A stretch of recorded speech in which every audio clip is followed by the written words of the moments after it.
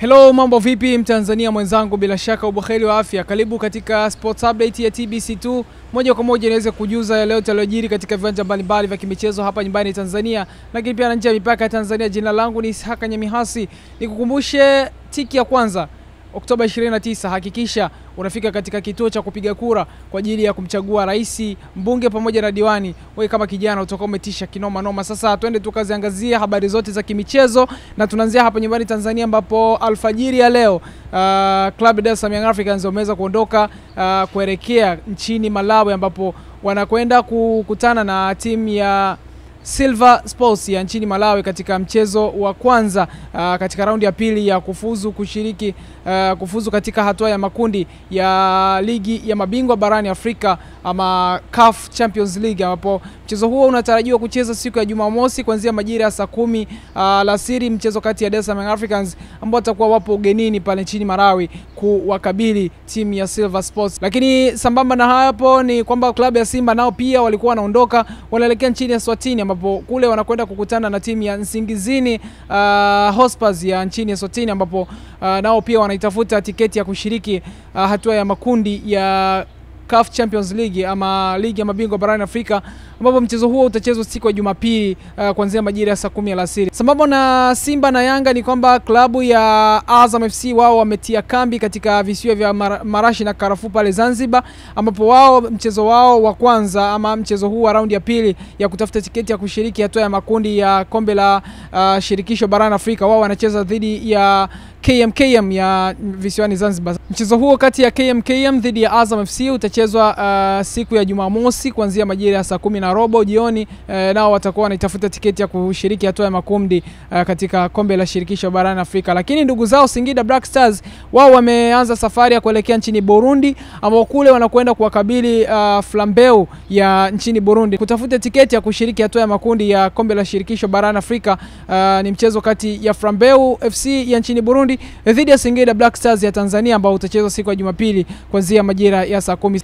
Ligi kuu NBC Tanzania Bara itaendelea hapo kesho kwa michezo miwili, ambapo mchezo wa kwanza utachezwa kuanzia majira ya saa 8 kamili mchana, mchezo ambao utawakutanisha timu ya Pamba Jiji watakao pale nyumbani katika uwanja wa CCM Kirumba Mwanza kualika Mashujaa kutoka mkoani Kigoma, na mchezo huo utaanza majira ya saa 8 kabla ya mchezo wa saa 10 ambao utawakutanisha Fountain Gate FC watakao kwa nyumbani Tanzanite Kwara mkoani Manyara kualika timu ya Dodoma Jiji kutoka mkoani Dodoma. Hiyo ni michezo ya kesho ambayo itakuwa inachezwa katika ligi ya NBC Tanzania Bara. Tukiachana na taarifa hiyo ni kwamba timu mbili za mchezo wa kuogelea ambazo ziliondoka hapa nchini siku ya jana na wakaelekea nchini Kenya, ni kwamba siku ya leo mashindano hayo ya kuogelea yataanza katika viwanja vya Kasarani pale Nairobi nchini Kenya, na timu hizi za Tanzania ni miongoni mwa timu ambazo zinashiriki michuano hii mikubwa, michuano ya 14 barani Afrika ambayo ni katika ukanda wa 3 wa bara la Afrika, hapa tukimaanisha Afrika Mashariki na Kati. Watakuwa na shiriki michuano hiyo ambayo itaanza mapema ya siku ya leo katika viwanja vya Kasarani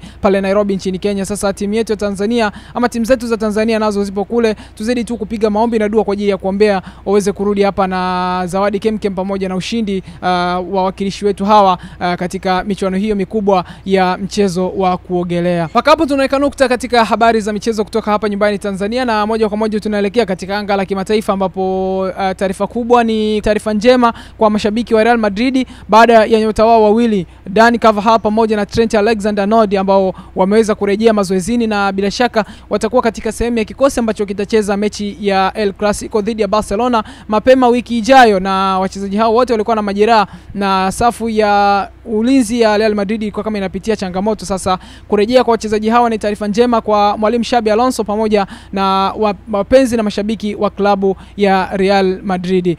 Tukitoka hapo tunakwenda kuangazia kocha ama meneja wa timu ya Chelsea Enzo Maresca, ambaye yeye ameweza kufungiwa mchezo mmoja na shirikisho la soka la Uingereza FA kutokana na staili yake aliyotumia katika kushangilia kwenye mchezo kati ya Chelsea dhidi ya Liverpool. Shirikisho la soka FA limeweza kumpiga faini ya pesa, lakini pia na kumfungia mchezo mmoja kocha huyo wa Chelsea.